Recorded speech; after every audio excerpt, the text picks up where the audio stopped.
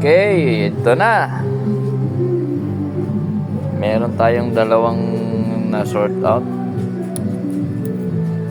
Sa lahat ng nabili natin kanina at na pinalitan na 25 centavo, meron akong dalawang kukolektahin. Yan.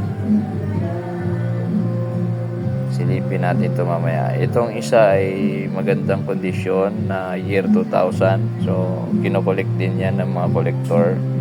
Lalo na pag maganda yung kondisyon niya. Yung himis ba, sinaw pa, ingana ba? Mga sinaw-sinaw pa.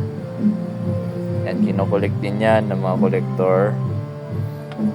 Tapos itong isa ay common lang siya, pero sisilipin natin kung bakit ko siya kinuha, no? Silipin natin sa ating mahiwagang magnifier.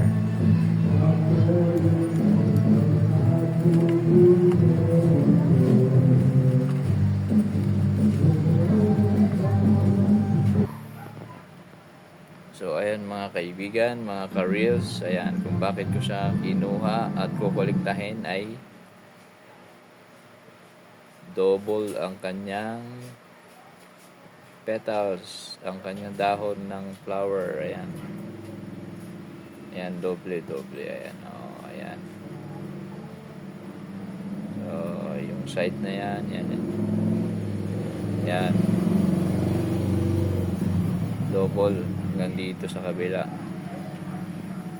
Yan, hinahanap talaga ng mga kolektor yan, mga kakaibang coin na yan.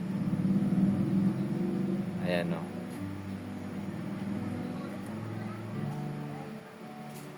So, pag sinilip natin yung ibang petals, oh, wala kang makikitang double. Ayan, oh. Ayan, wala, di ba? Balik natin yung kanina. Ayan siya, oh. May makikita kang dobling. Di ba? Ayan.